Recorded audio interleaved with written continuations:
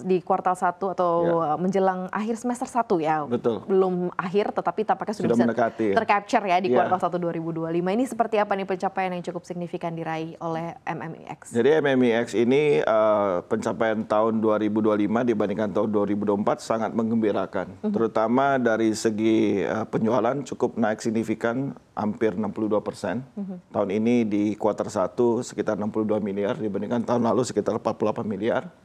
Kemudian pendapatan naiknya cukup signifikan dari tahun lalu Q1 banding tahun ini Q1 2024 itu masih minus 1,6.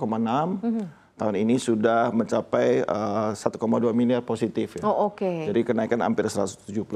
Iya. Dan dari segi produk-produk yang dihasilkan sudah tidak berintikan masker saja, sudah beralih ke popok bayi, baby diaper, dengan triple core SAP, Miu Baby, kemudian Mutis, dan beberapa produk lainnya akan di-launching di tahun ini. Kira-kira gitu. Oke, berarti ini termasuk produk-produk yang berkontribusi terhadap pendapatan perseroan berarti secara keseluruhan. Di awal tahunnya. Di awal tahunnya, itu dari sisi permintaan yang meningkat atau seperti apa nih Pak? Jadi karena kita menjadi pelopor di triple core SAP, jadi triple core SAP itu adalah super absorbent polymer yang tipis, hasil teknologi Jepang, yang memang terkenal dalam dunia FMCG. Dan kita terapkan di produksi sehari-hari yaitu di baby diaper.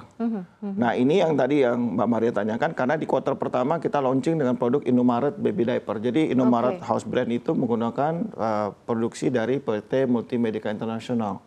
Dan hal ini disambut luar biasa karena harganya cukup terjangkau dengan kualitas premium dan juga punya daya serap 2 kali lebih baik daripada pesaingnya atau di sektor yang sama. Jadi kelihatannya hal ini akan mendorong kami di tahun ini akan lebih baik. Karena selain itu kita juga mengeluarkan beberapa varian, baik dengan yang jumbo bag untuk ibu-ibu agar lebih gampang belanja, lebih hemat dan tidak buang waktu, dan juga yang renceng untuk segmen C dan D. Mereka untuk bisa kebutuhan sehari, tapi tentu dengan spek yang berbeda. Jadi kita akan main di 3 kategori, 3 segmen, segmen premium, segmen middle atau mainstream, dan maupun segmen C dan D. Oke, kalau dilihat dari persaingan atau jaya saing industri ini secara luas di Indonesia seperti apa sih? Karena MMIX mengejar semua tier kayaknya ABC atau mungkin ABCD ini semuanya ada gitu ya, dari sisi premium, middle sampai dengan level C and D juga digarap begitu ya. Kalau dilihat dari mapping daya saing industri secara keseluruhan di Indonesia seperti apa? Jadi sebenarnya banyak sekali yang main di C dan D. Terus terang itu udah red ocean kalau katakan. Tapi kita juga melihat bahwa peluang di C and D itu sangat penting untuk kita membuat satu brand awareness. Sedangkan B dan A itu yang tidak terjamah karena hanya beberapa pemain dan harganya pun sangat tinggi. Nah, bagaimana caranya menarik segmen A dan B ini untuk kita sasarkan dengan satu-satunya cara inovasi dengan teknologi baru, tetapi harganya tidak semahal dengan yang segmen A dan B yang lakukan. Karena kita tahu bahwa ekonomi Indonesia tidak sedang baik-baiknya. Betul. Daya saing sedang daya beli masyarakat sedang turun, terus daya saing antara industri sangat ketat dengan cara price war. Kita tidak lari ke situ. Kita tadi dengan cara melakukan inovasi produk. Melakukan inovasi produk dan juga mengembangkan cara penjualan dengan cara tadi kanal digital yang baru, social e-commerce.